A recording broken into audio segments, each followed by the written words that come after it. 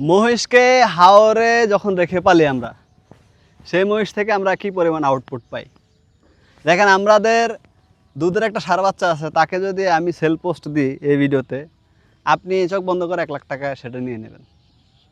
তো আমরা যদি বছরে 10টা বাচ্চা পাই তাহলে কিন্তু 10 লাখ টাকা।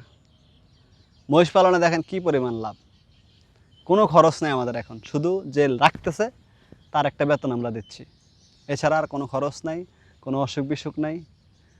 আমাদের উচিত উন্নত বিশ্বের মতো গবাদি পশুকে নিয়ে রিসার্চ করা, যেমন তারা হাইল্যাক্টেড কীভাবে মিল্কিং কাউ তৈরি করবে, কীভাবে উন্নত দুধের মহিষ বাফেলো তৈরি করবে, এই চিন্তা ভাবনাটা তারা করে। কারণ এই সেক্টরটার জন্য তাদের আলাদা একটা প্রণোদনা বা একটা সেক্টরকে ডেভেলপ করার জন্য বিভিন্ন সায়েন্টিস্ট থাকে, কিন্তু আমাদের এই বিষয়গুলো দুর্ভাগ্যজনক নাই, দুর্ভাগ্যবশত আমাদের এই জিনিসগুলো নাই। তা আমরা আমাদের কাজটা আমাদের করতে হবে। আপনি যদি আপনার জায়গা থাকে যথেষ্ট পরিমাণ, আপনি এরকম ছেড়ে উন্মুক্তভাবে মহিষ লালন পালন করেন, বছরে আর কিছু হোক আর না হোক, পুরো ফ্যামিলির খরচ দিয়ে হলো 2-4-5 লাখ টাকা আপনি সেভ করতে পারবেন, আপনার সেভিংস থাকবে। শর্ত একটাই, সেটা হচ্ছে আপনি আপনার মতো করে, নিজের মতো করে, উন্মুক্তভাবে, কোনো লোক দিয়ে না, আপনি আপনার মহিষগুলো পালতে হবে। এখানে আপনি লোক দিয়ে যদি মহিষ পালতে যান তাহলে আপনি লাভ পাবেন না। কারণ একটা লোককে আপনি একটা বছর যদি তাকে রাখেন মহিষ পালনে, তাকে আপনার 3 লাখ টাকা আপনার তার পিছনে খরচ করতে হবে। তাহলে সেই 3 লাখ টাকা যদি আপনি নিজে শ্রম দেন, 10টা মহিষ নিজে পালেন, 10টা মহিষ নিজে পালন করে, এই যে আমাদের সেই বাচ্চাটা, এই যে কিন্তু এখনও মায়ের দুধ খায়, এই পিছনের বাচ্চাটা দেখেন, ওই যে ওই বাচ্চার চেয়েও বড়ো, ওইগুলো কিন্তু 1 লাখ টাকা করে কিনে ওই বাচ্চার চেয়েও বড়ো।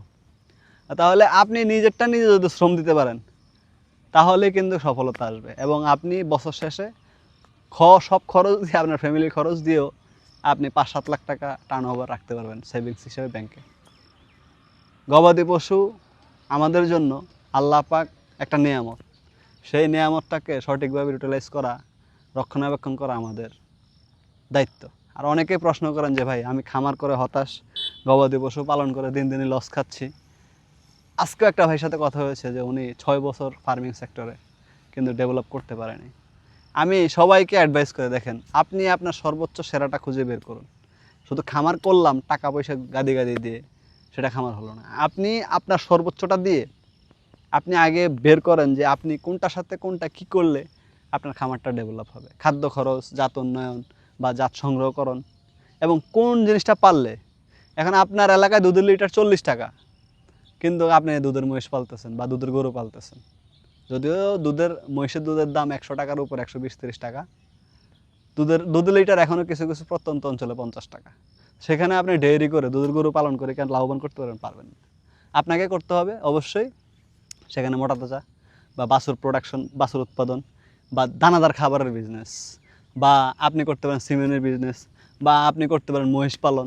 যেগুলো আপনার পর্যাপ্ত পরিমাণে জায়গা আছে, আপনি মহিষ পালন করেন, মানে যেটা করলে আপনি লাভবান হতে পারবেন, ওই জিনিসটাকে খুঁজে বের করতে পারেন।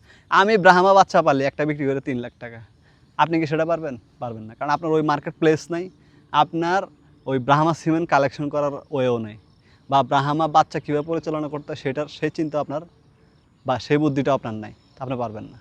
আপনাকে অবশ্যই আপনার মার্কেটটা, আপনার এলাকার মার্কেটটা অ্যানালাইসিস করে, বা আপনি গ্রাহককে কোনটা দিতে পারবেন বা কি বিক্রি করে আপনি লাভবান করতে পারবেন, সেই জিনিসটাকে আপনার খুঁজে বের করতে হবে। হতাশার কোনো কিছু না, এখান থেকে অনেক দূরে এগিয়ে যাওয়া সম্ভব। গবাদি পশু পালন করে অনেকে অনেক কিছু করেছে, সম্ভব, অসম্ভব বলতে কোনো কিছু নেই।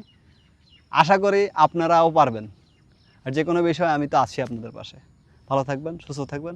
আসসালামু আলাইকুম।